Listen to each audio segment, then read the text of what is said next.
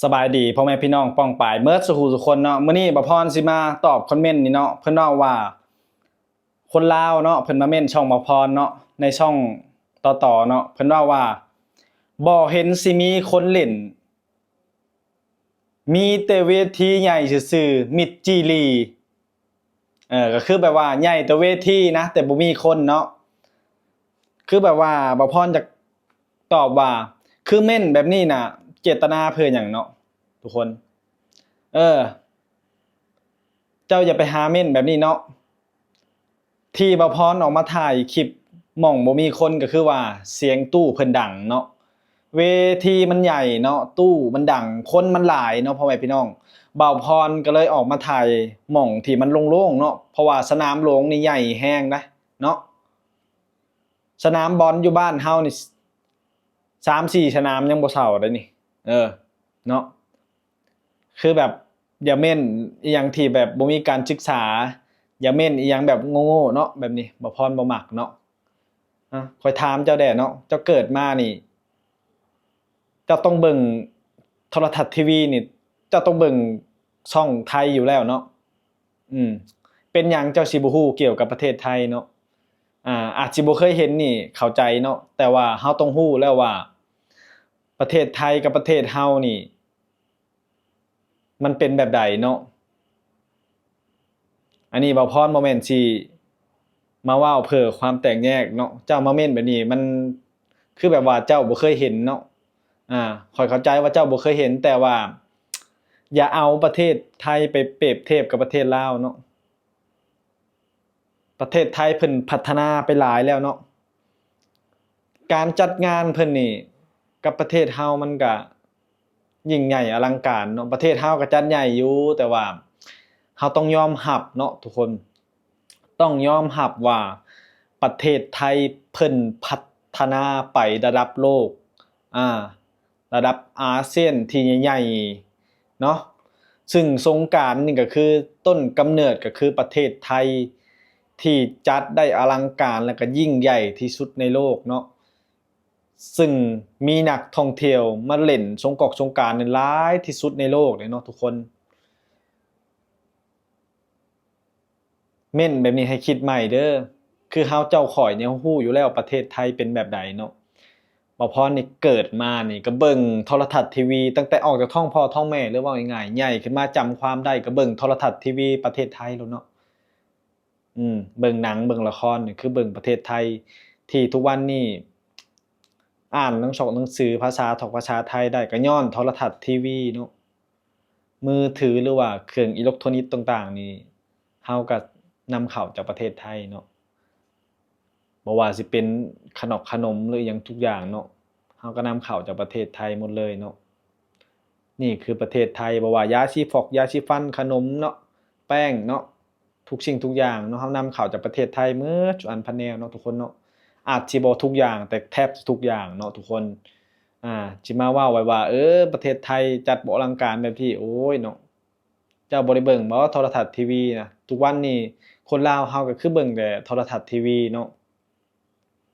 ที่บ่พรออกมาถ่ายเพราะว่ามันบ่มีคนน่ะเพราะว่าเสียงมันดังเนาะหนึ่งมาก็กลางคืนเดี๋ยวเฮาก็บ่อยากเข้าไปหม้องคนมันหลายเกินเสียงเพลงมันก็ดังเนาะถ้าเป็นกลางเว้นนี่โอ๊ยคนเป็นแสนนะทุกคนเอ้ยบ่ได้ว่าแสนเนาะเพราะเป็นหยังคนจึงหลายมีแต่ต่างชาติเนาะแล้วก็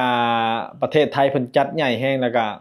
ขว้ามไปอีกฝั่งหนึ่งก็เป็นถนนข้าวสารเนาะทุกคนแต่บ่พรบ่เคยย่างเนาะบ่เคยไปมื้อนั้นก็บ่ได้ไปเพราะว่า เพื่อสิย่างฮอดนี่คนมันหลายเนาะคนหลายเพื่อสิย่างฮอดถนนข้าวสารนี่ก็บ่แม่นง่ายเนาะบ่พรก็เลยเลิกที่จะแบบไปย่างเล่นในสนามหลวงเบิ่งได้ว่าทุกคนเนาะมีฮอดโดรนฮอดหยังเนาะอามีฮอดโดรนฮอดหยังเพิ่นเฮ็ดทุกอย่างอลังการงานสร้างเนาะทุกสิ่งทุกอย่างประเทศไทยเพิ่นทุ่มงบประมาณเงินเป็นเท่าไรล้านบาทเนาะนี่คือประเทศไทยเนาะงบประมาณเพิ่นสูงประเทศเพิ่นพัฒนาเนาะทุกคนเดี๋ยวบ่พรสิให้เบิ่งเนาะ อ่าประเทศไทยนี่รายได้สิเว้าหยังเนาะทุกคนนี่รัฐบาลลงทุนงานนี้150ล้านบาททำเงินสารพัด1,700ล้านคุ้มมากเห็นไหม อ่าเบิ่งดีกว่าประเทศเพิ่นเนาะโอ้ยเนาะจัดการอลังการงานสร้างเนาะทุกคนนี่คือประเทศไทยเนาะอย่าเอาไปเปรียบเทียบเนาะมันคนละระดับกันทุกคนอันนี้บ่พรบ่แม่นขายชาติบ่พรฮักประเทศลาวฮักแต่ว่าคือไอ้หยังที่มันใหญ่มันงามเฮาก็เว้าไปตามความจริงเนาะทุกคนบ่แม่นว่าสิ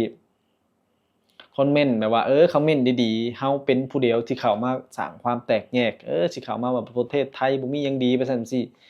เฮาต้องเว้าตามความจริงเนาะ อ่าโดยเฉพาะคนลาวที่เพิ่นเข้ามาเฮ็ดงานอยู่ไทยเนาะเฮาก็อย่าสร้างคอนเมนต์หรือว่าเฮ็ดความแตกแยกให้คนอื่นลำบากคนลาวบางคนเนาะบ่ได้เว้าบางคนเนี่ยหลายเนาะเฉพาะหมู่บ้านบ่พรเนี่ยแทบจะ100%เนาะลืมตาอ้าปากได้ก็ย้อนประเทศไทยเนาะเข้ามาหาเงินหาคำเนาะทุกคนเฮาต้องฮักแพงกันเนาะประเทศไทยประเทศลาวเนาะเฮานี่มีบุญวาสนาหลายเด้ ประเทศลาวมีบุญวาสนาหรือว่าประเทศไทยก็โชคดีเนาะเว้าเพื่อแบบบ่อยากสร้างความแตกแยกเนาะคือภาษาอ่านออกเขียนเป็นเนาะแม่นประเทศไทยอาจจะอ่านภาษาลาวบ่ได้เพราะว่าเพิ่นบ่ได้เบิ่งโทรทัศน์ทีวีช่องลาวคือเฮาเนาะแต่ว่าเฮาประเทศลาวเฮาเบิ่งละครช่องไทยเนาะใช้โทรทัศน์เนี่ยหรือว่ามือถือหยังก็เบิ่งอ่าแป้นพิมพ์ไทยเนาะ นี่แหละทุกคนเราก็เลยโชคดีที่สามารถอ่านได้เขียนเป็นภาษาไทยก็เลยเข้ามาไทยมาเฮ็ดเวียกอยู่ไทยนี่ก็สามารถสื่อสารได้ง่ายแล้วก็อ่านได้เขียนเป็นเนาะอาจสิบ่เก่งหมู่ๆป๊าๆแต่ว่าก็เราก็โชคดีที่ว่ามีประเทศเพื่อนบ้านที่พร้อมอ้าแขนแล้วก็รับเราเนาะพึ่งร้อนพึ่งเย็นได้เนาะทุกคนเนาะ นี่เราโชคดีแรงอีหลีเนาะอย่างเช่นถ้าเป็นขมกเขมรนี่เขาเจ้ายังอ่านภาษาภาษาไทยก็ยากเนาะนี่เขาเจ้าก็ยังบางคนก็ยังเข้ามาหลายเนาะนี่แต่ประเทศเรานี่ญาติพี่น้องหรือว่าคนลาวส่วนมากก็เข้ามาทำการทำงานว่าเวลาเราเม้นหยังนี่เราต้องคิดหลายๆเนาะบางทีอาจจะมีญาติพี่น้องหรือว่าเจ้าเองอาจจะเฮ็ดงานอยู่ไทยก็มีเนาะเจ้าอย่ามาเม้นแบบว่าแนวในแง่ลบให้กับประเทศไทยเนาะ มันบ่ดีเนาะเจ้าเห็นหมอสาวอันหนึ่งเนาะทำมาหากินค้าขายอยู่ประเทศไทยแต่ออกมาด่าว่าคนไทยอ่าขอทานแดกไปซั่นไปซี้เว้าบ่คิดเนาะ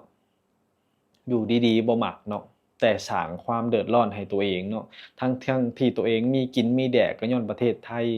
เราต้องรักแพงกันเนาะ อาจจะมีคนดีคนบ่ดีก็มีแต่เราอย่าไปเอานิสัยแบบนั้นมาใช้กับเพื่อนบ้านที่ว่าเพิ่นเป็นที่พึ่งของเราเนาะ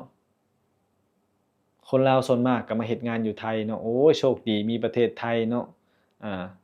เงินเดือนก็พอกินพอใช้เนาะถ้าประหยัดแด่นี่ก็คือสิมีเก็บมีกำเนาะทุกคนสามารถสร้างรายได้ให้ครอบครัวสามารถเลี้ยงครอบครัวได้แบบสบายๆเลยเนาะทุกคน นี่คือประเทศไทยเนาะเพราะฉะนั้นเวลาเราเม้นหยังเราต้องคิดหลายๆเนาะเว้าหยังเราต้องคิดหลายๆเนาะวันหนึ่งจะอาจสิมาเฮ็ดงานอยู่ไทยก็ได้เนาะอยู่ลาวเราก็มีงานเนาะแต่ว่า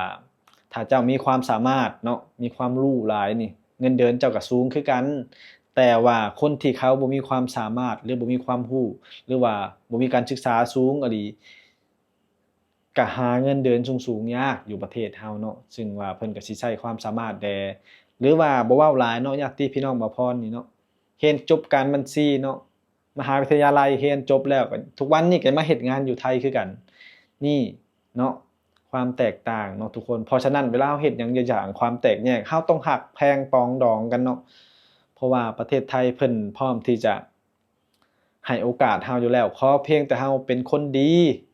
เข้ามาบ่สร้างความวุ่นวายให้ประเทศเพิ่นเนาะ